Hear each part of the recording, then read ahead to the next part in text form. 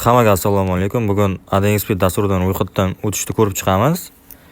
$500 dan $1000 bonus olishni ham ko'ramiz.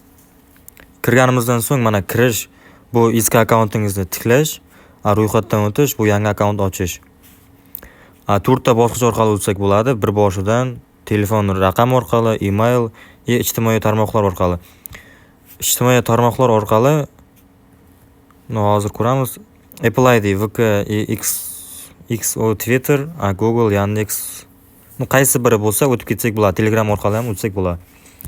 Bizlar bir boshidan o'tamiz. Mana chaqmoqchan rasm turibdi.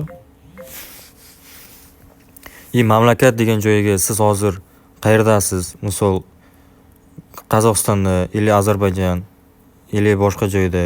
Rossiyada bo'lsangiz tepada Rossiyani qo'yib qo'yasiz. Mana valyutalarda bu AdXP ichida qaysi valyutada o'ynashingiz. Rubl bor, yevro bor, keyin qirg'izskiy baygi bor, so'mlar bor. Rubl ham bor, tepadan yozsangiz chiqaradi.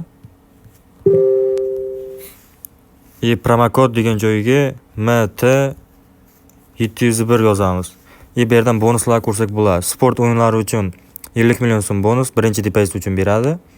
Kazino va games o'yinlari uchun 210 million bonus, bonus plus 100 ta people spin. Kim qaysi biriga ko'proq stavka qilsa, o'shani qo'yadi. Bizlar kazino va games o'yinlarini ko'p o'ynaymiz. Ro'yxatdan o'tish.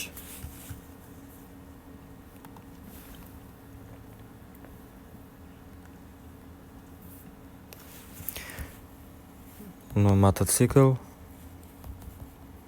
avtobus.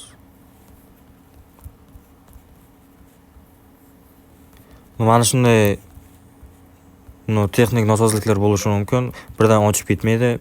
Avtobus bo'lsa avtobusni belgilasangiz, birdan bo'ldi ochib bo'lmaydi deb chiqib ketish shart emas. Tanlaversak o'zi ochib beradi. O'zining xatoliklari bor-da.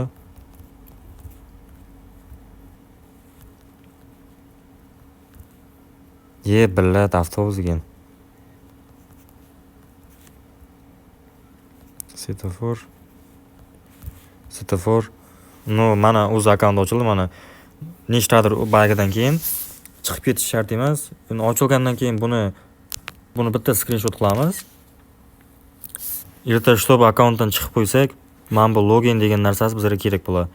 Keyingi mana keyin ochilgandan so'ng pastdan menyu bo'limiga o'tamiz. Mana 4 ta kubikmi, biladi. Keyin tepada nastroyka bo'limi bor, undovcha bilan. O'shaning ustiga bosamiz. Mana bu yerda